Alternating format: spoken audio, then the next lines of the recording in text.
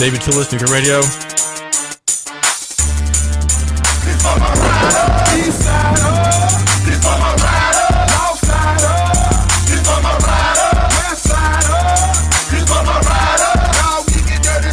is For My Rider, For My Rider, from Fam Records.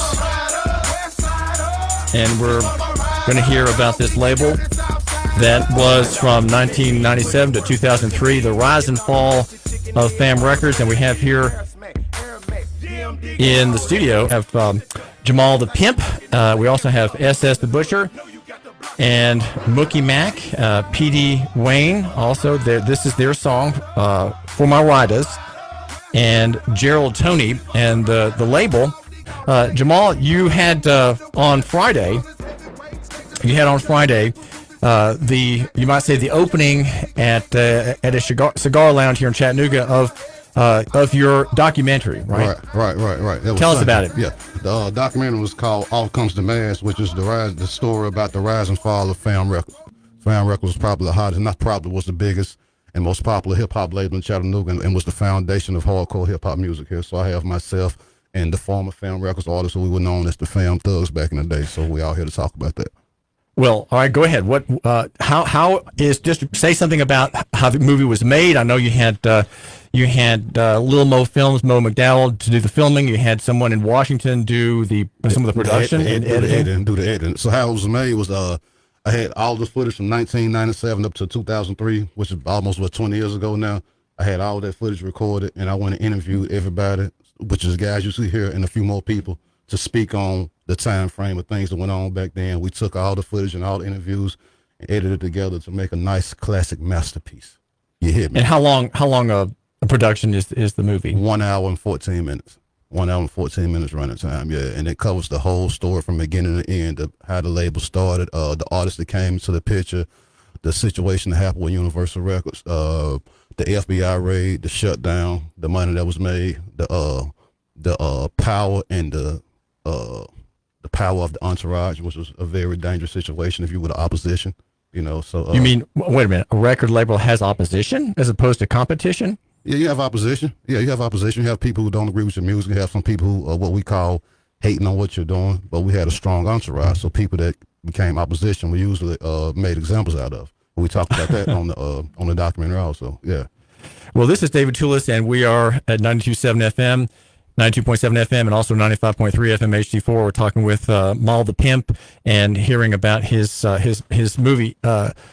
Jamal, in another interview, you said it was totally legit when it came to the music, but the street activities going on around the label, and that caught up with us, and we lost in the end because of that. So say something about I guess we have the rise in view, but we also, you're mentioning the FBI, so I'm thinking that we have the decline in view. Yeah, I want to let Shob Da Butcher and Mookie Mac speak on that, because they were two people that caught criminal cases in the midst of the label, so I'll let them kind of expound on that.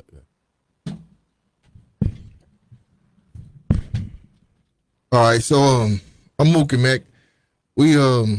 It was hard. We were street cats. We was raised in the street. We was hustlers. We did everything that came with it. It's a gangster rap label, and we was gangsters. But it was hard to separate our lifestyle from our talent and what we were trying to do.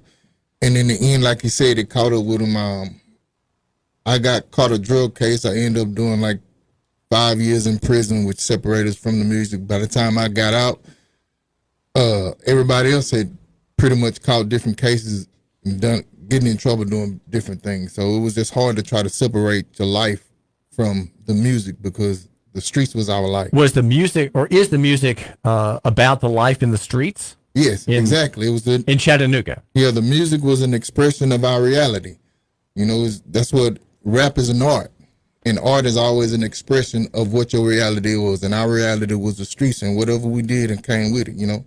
And you're trying with your music to get the listener to involve himself or herself in your life, to see life from your perspective. Was there some benefit you were trying to convey in your lyrics and in your songs, SS, or were you just aggrieved and complaining about the hard life that you had? No, it's like what we were doing was like what we were rapping about was real. Like we weren't faking about nothing. everything we did was real, but all of us end up catching cases, you know what I'm saying, trying to get money on our own, doing what we were doing. But the music was real to me, and it still is to this day. So we weren't faking. So that's just how it go. Yeah, so that's as real as it get right there. You know, you heard it from the horse's mouth right there. You know, these two guys were a few that caught cases. Big Gerald actually was part of the entourage. He caught a situation. Want to speak on that? They put you in the county jail for a few doing the label. So, you know, everything, like I said, everything you're hearing is like really legit, and you're hearing it from the horse's mouth. So again, Gerald was part of the entourage, and he just came home. Gerald Toney. Okay, we're going to hear from Gerald Toney next. Go ahead. You just finished an 8-year sentence, Gerald? Yeah, I just finished an 8-year sentence. I got picked up for that like in 2013, but during this 2002, 2003, I caught a robbery case. You know, like you said, living the lifestyle and living what the music say that, you know, the mask was the symbol, and, you know, we was doing that using the mask. So as we being the fam entourage and in all these activities that we was doing, I ended up catching the case and had to do a little stint and went off back in 2003 and got out in 2004 on that. And so that was a previous imprisonment. Yeah, previous imprisonment for being part of the fam thugs. And the name of the video, which I confess I had a hard time following the narrative. I think I didn't quite understand a lot of what was being said. Is called "Off Comes the Mask," and the mask is, what is the mask? Because this has nothing to do with coronavirus 19 and the pandemic. No, man, no. This is you crazy, man. No, the mask was the ski mask was the logo for the record label. And where the ski mask came from, the owner of the record label at the time, he was known for robbing people or whatever. So that was his motto. A very Savory type person. Yeah, you can say that. Yeah, but robbery was his thing before music. So when he decided to go legit and start doing music, he decided to use the ski mask as the logo, being that he had a background in robbery. So that's where the logo came from. That's where the mask comes from. Now, we're talking about also some of the, going back to 1997, Jamal the Pimp is your stage name. You have some footage, as I saw, from a talent show at Tyner High School in 1997. So that did you take that? Is that something you took, or how did you obtain that? No, actually, that footage? I wasn't even hip when it comes to recording stuff like that. Then I just got in the talent show, and somebody from the school just recorded the whole talent show. And coincidentally, I got up there and won, and I ended up getting a copy of the footage after the fact. But I didn't record it. I obtained it, as you say. This is David Tulis, and if there are questions that you have or comments you would like to make, feel free to call in. We have 5 men in the gangster rap business. They have criminal backgrounds, some of them, and we're hearing about Gerald Toney, who had two stints for crimes, violations of law, and judgment made against them. And well, let me ask you, Gerald Toney, you had an 8-year sentence in the mass roundup of the worst, kind of a notorious case, which was the media coverage of which was soundly criticized. What is ahead for you in music and, let's say, lawful and legitimate pursuits for making a living and supporting yourself, your family, and others, and benefiting society at large as an artist, Gerald Toney? For me, is like I said, I've been out now like 35 days and I hit the ground running. Bought an 18-wheeler and opened that. Been running now is a precision on-time delivery. Is that. And I also opened up a real estate company, Precision Realty. Right now I have 2 houses and 2 on the table to buy, and trying to generate revenue like that. And well, how did you get capital coming out of prison? So when I went in, like I said, I wasn't a good guy, and I ain't gonna sit here and say that I was. I still had money left over. So instead of coming back out trying to get back to the street, I made my money work for me. This is David Tulis, and we're talking here with Gerald Toney and also Mookie Mac, Petey Wang, SS The Butcher, and Maal The Pimp, musicians here. They're all here in the studio, and we're hearing about gangster rap and some of the gangster life that they have led. And we'll be back in just a minute. We're hearing also about how gangsterism seems to have flooded into the courts, and the courts' wrongs are much greater than theirs.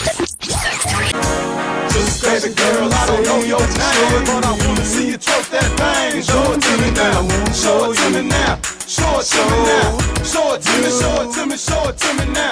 Hey, little mama, I don't know your name, but I wanna see you twerk that thing. We're hearing Peter Wang here.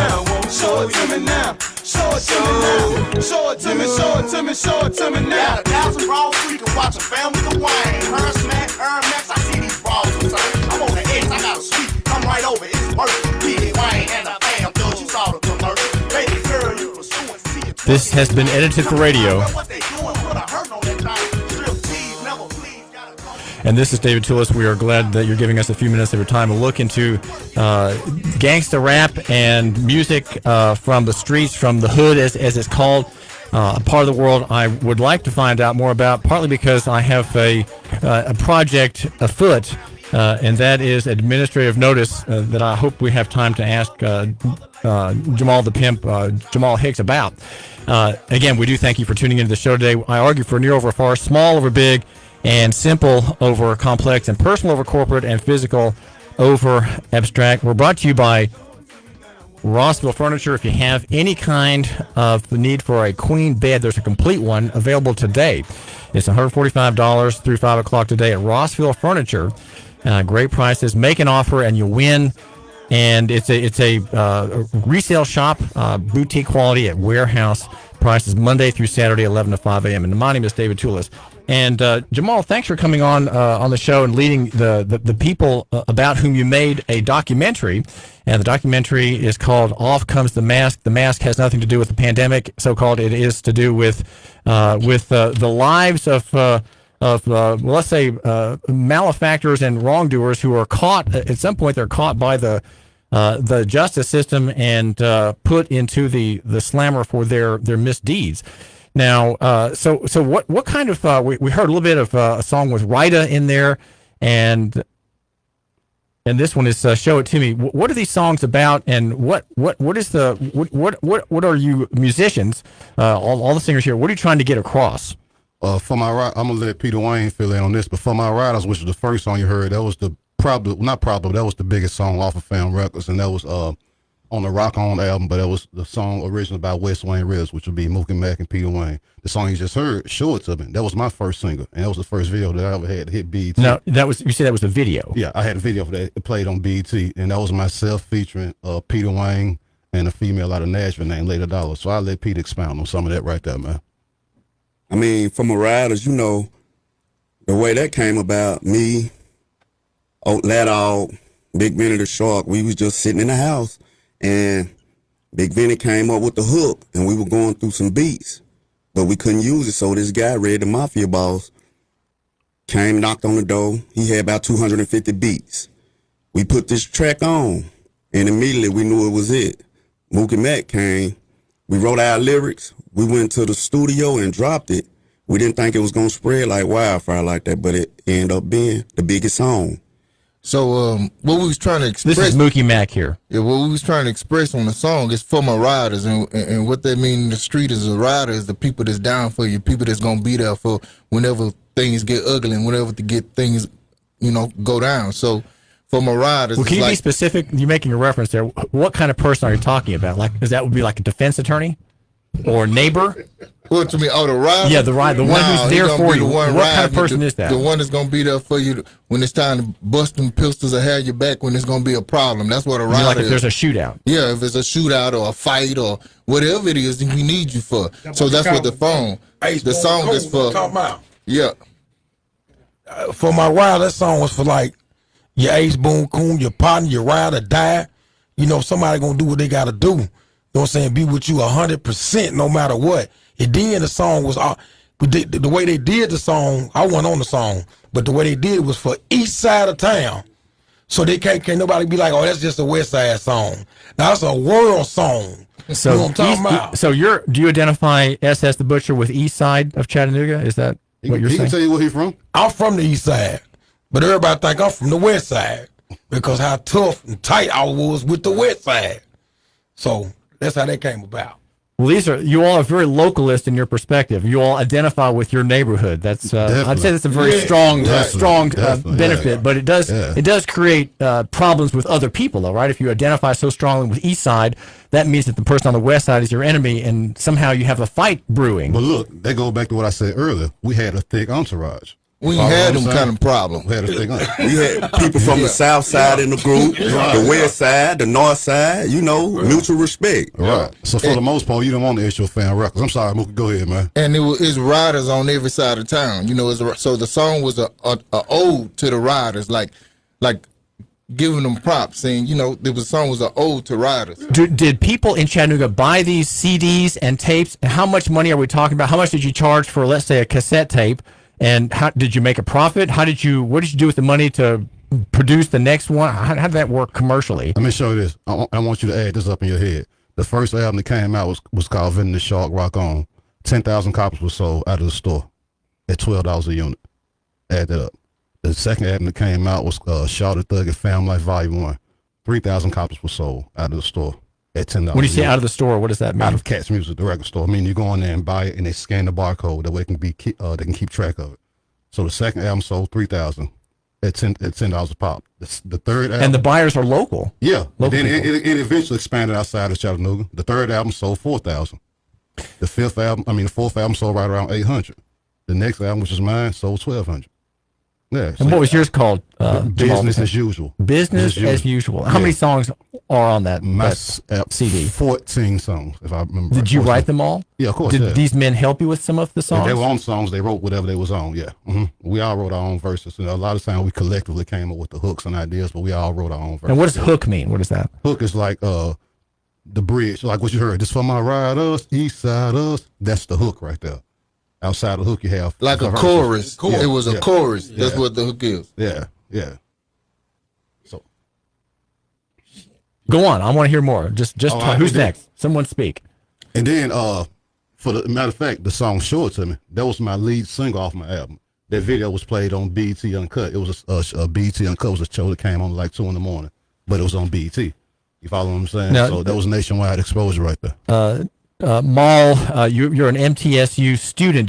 Are you a graduate of MTSU, and what did you study? So, yeah, of course. Yeah, I graduated with a degree in recording industry music business, 2 minors, 1 minor in mass communication, the other minor in entertainment and technology. Yeah. Now, are you family men? Do you have children, grandchildren? What is your status in the domestic life? Since you're singing about gangsters who are men unattached usually, right? They're kind of wild, maybe a little dangerous, and risky and do risky things. Yeah, of course. We were family men. We were just from the hood. We all had kids. We had kids pretty young, but we was just from the hood. That was the only thing different from anything else. But we was, as a community, like every other community. Just because it's the hood and we poor don't mean that we ain't got kids and mamas and daddies that we take care of. You know what I mean? Wives. We was all of that. Back then, we just had to do what we had to do, to take care of our families, you know what I'm saying? So everybody family man around here. Right, definitely. Yeah, we felt like Chattanooga need to be heard anyway. That's how we all felt. Yeah. We need to be heard because we slept on just a little bit. But now everybody's starting to know the real, though. Well, how is the documentary, which is an hour and 14 minutes, Jamal, going to help you here? Is there some gain that can be had in making new songs, new deliveries with new delivery systems of your music? Are you writing music now, or are you just looking back? Are you just old guys looking back, or is there something ahead in producing new gangster rap and other songs? Me personally, I got my hands on like a bunch of other different business ventures outside of music that still fall under the entertainment umbrella. But how it can help is this.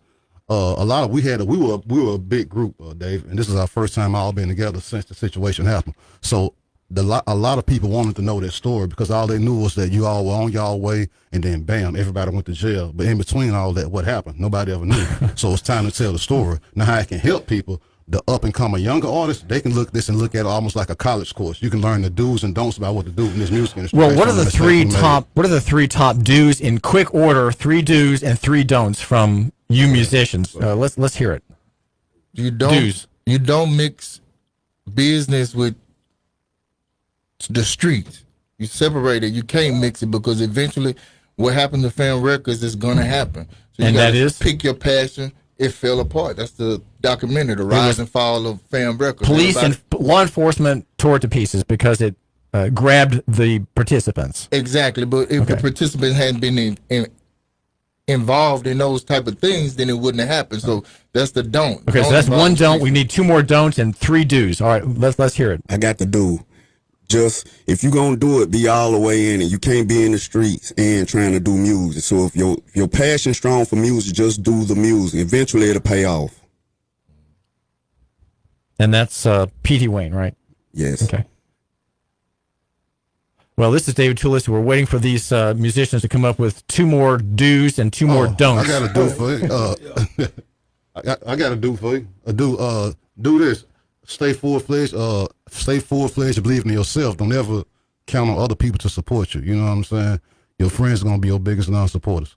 The people who you don't know will be the first one to show you love. So stay focused. That's the do. Stay focused and don't get frustrated. Now, your website is maalthepimp.com. Maalthepimp.com. It just launched last night. www.maalthepimp.com. And if people want to hear a bit of very strong local color with a lot of bad language, yeah, you can. They Get that can't on my be repeated website. here. You can get it on my website. Yeah. or at the Cash App at Maal The Pimp. Right? $ Maal The Pimp. Oh, that's a $. $ Okay. Maal The Pimp. You cash up me $20 if you want to order a copy of the Fam Records documentary. Okay. Or you can go to my website and stream it if you don't have a DVD player. You can stream it right online.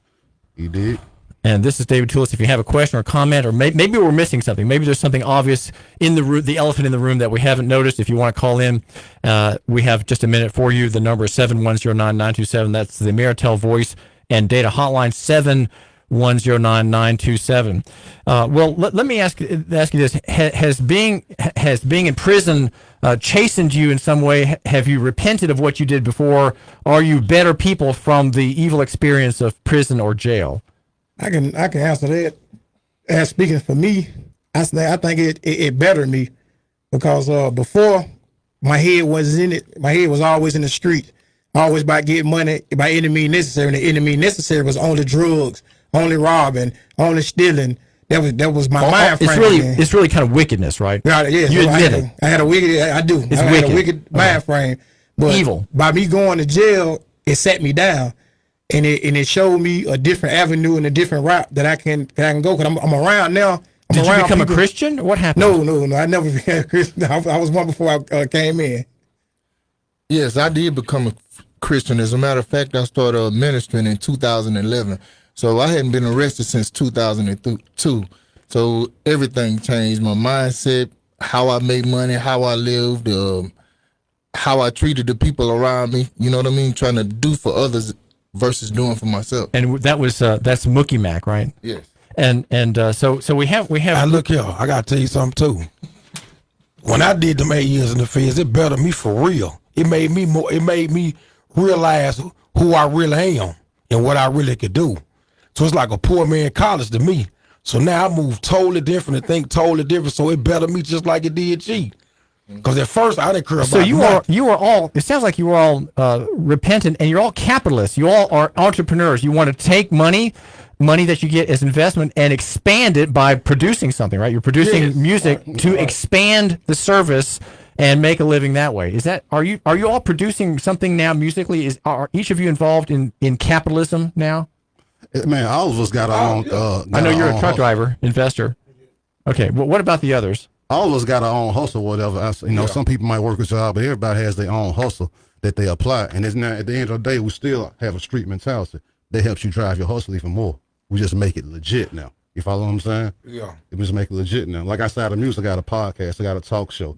You know what I'm saying? I sell merchandise and things like that. There's other things I do. Maal The Pimp, you are a hustler. I know you are, and Yeah. I appreciate that. I mean, I respect you for it. I mean, you're a very driving person getting on this show. Well, listen, I want to thank all you for coming. We have Maal The Pimp. Thank you for coming. No problem. And also SS The Butcher. All right. Thank you, and Mookie Mac, Thank you, bro. Yep. and Petey Wang, Thank you. and also Gerald Toney in the trucking business. Yeah. Thank you for having me on. Honored to have you all here. Thank you. This is David Tulis. Next, CBS Radio News and more.